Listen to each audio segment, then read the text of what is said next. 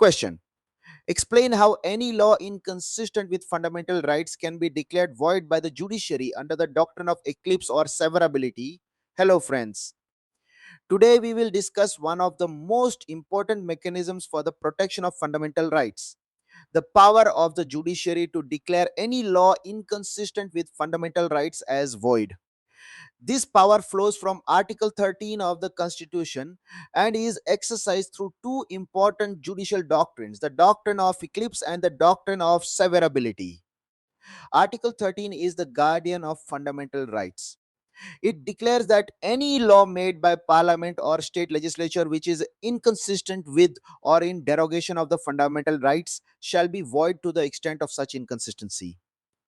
This provision gives the judiciary the authority to review and strike down laws that violate Part 3 of the Constitution. When a law is found to be inconsistent with fundamental rights, the court does not always strike down the entire law. It applies two important doctrines to save as much of the law as possible while protecting the fundamental rights. These are the doctrine of eclipse and the doctrine of severability.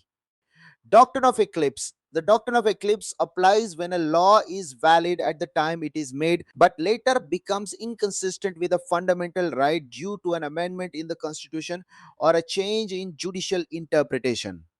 In such cases, the law is not completely dead. It is only eclipsed or overshadowed by the fundamental right. The law remains in the statute book but becomes inoperative to the extent it violates the fundamental right. If the conflicting fundamental right is later amended or removed, the eclipse law can automatically revive and become operative again without needing reenactment. A classic example is the case of Bikaji Naren Dakras versus State of Madhya Pradesh, 1955. The CP and Berar Motor Vehicles Act 1939 gave the state the power to take over motor transport business. When the constitution came into force, this provision became inconsistent with Article 19(1)(g), the right to carry on any occupation, trade, or business. The Supreme Court held that the law was eclipsed by Article 19(1)(g) but was not dead. When the First Amendment added reasonable restrictions under Article 19(6), the eclipsed provision revived and became valid again. Another important case is Deepchand versus State of Uttar Pradesh, 1959, where the court explained that the doctrine of eclipse applies only to pre-constitution laws and not to post-constitution laws. Doctrine of severability. The doctrine of severability or doctrine of separability comes into play when only a part of the law is inconsistent with fundamental rights. The court examines whether the invalid part can be separated from the valid part. If the valid part can stand independently and still achieve the purpose of the law, the court will strike down only the offending part and save the rest of the law. The leading case on severability is RMD Chamar Bagwala versus Union of India, 1957. The Supreme Court laid down important tests for severability. The intention of the legislature must be to have the law stand even if the invalid part is removed, and the valid and invalid parts must be separable without destroying the scheme of the law in State of Bombay versus FN.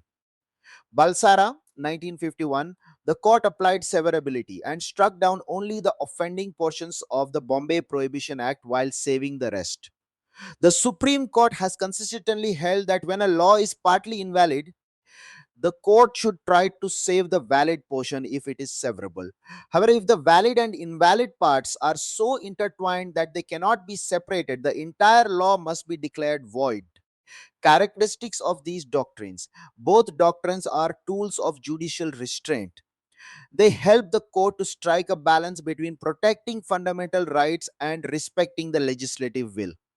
The doctrine of eclipse applies mainly to pre constitution laws and allows revival, while the doctrine of severability applies to both pre and post constitution laws and helps save the valid portions. Together, they ensure that laws are not struck down unnecessarily and that the Constitution remains a living document.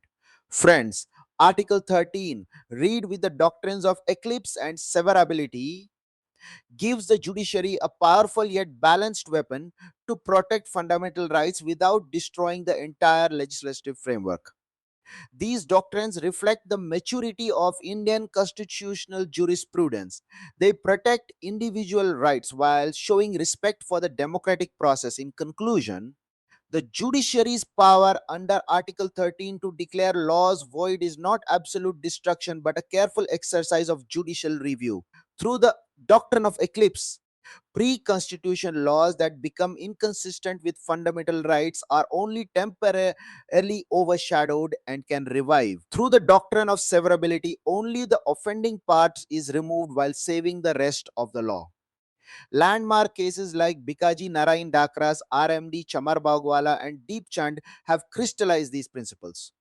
These doctrines ensure that fundamental rights remain supreme while allowing the legislature reasonable space to function. In this way, the Indian Constitution maintains a delicate balance between individual liberty and legislative authority, making it a truly living and dynamic document. Jai Hind, Jai Bharat.